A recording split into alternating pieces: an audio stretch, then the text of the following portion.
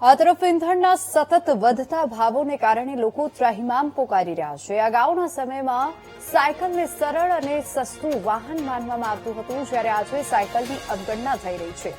30 વર્ષથી નિયમિત સાયકલ ચલાવતા રાજકોટના મીનુ જસદણવાલાએ વીટીવી ન્યૂઝ સાથેની વાતચીતમાં જણાવ્યું હતું કે તેઓએ જરૂરિયાતમંદ લોકો અને બાળકોને વિનામૂલ્યે સાયકલ વિતરણનું અભિયાન શરૂ કર્યું છે। અત્યાર સુધીમાં તેઓએ 700થી વધુ સાયકલો આપી ચૂક્યા છે। તો સાયકલ વિક્રેતા ધર્મેશભાઈએ જણાવ્યું હતું કે સાયકલ ચલાવવામાં સૌથી મોટી સમસ્યા રોડ સેફટીની છે। રાજ્યમાં કોઈપણ શહેરમાં સાયકલ માટે અલગ ટ્રેક નથી। જો અલગ ટ્રેક બને તો સાયકલિસ્ટની સંખ્યામાં 100% વધારો થશે। પ્રોજેક્ટનું નામ છે મીનુઝ મિશન 1000।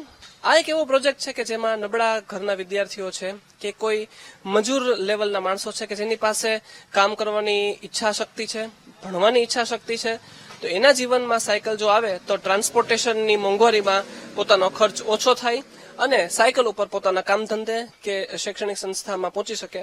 અને આ આવનારા દિવસોમાં 2 કે 4 દિવસમાં જ અમે 800 સાયકલની ભેટ અમે પહોંચાડી દેશું અને 3 જૂને વિશ્વ સાયકલ દિવસ છે।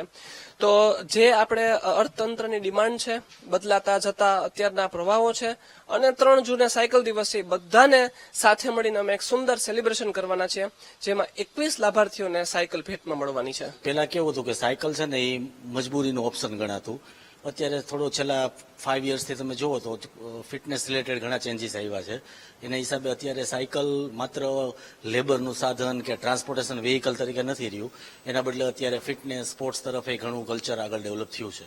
ખાસ પહેલાના જમાનામાં સાયકલને ખૂબ પ્રાધાન્ય હતું। હા, અને અત્યારની પરિસ્થિતિ છે તો બંનેમાં શું તફાવત? એટલે મેઇનલી તમે જુઓ ને તો પહેલા માણસની સેફટી હતી રોડ ઉપર, આટલા ટ્રાફિક સમસ્યા નહોતી।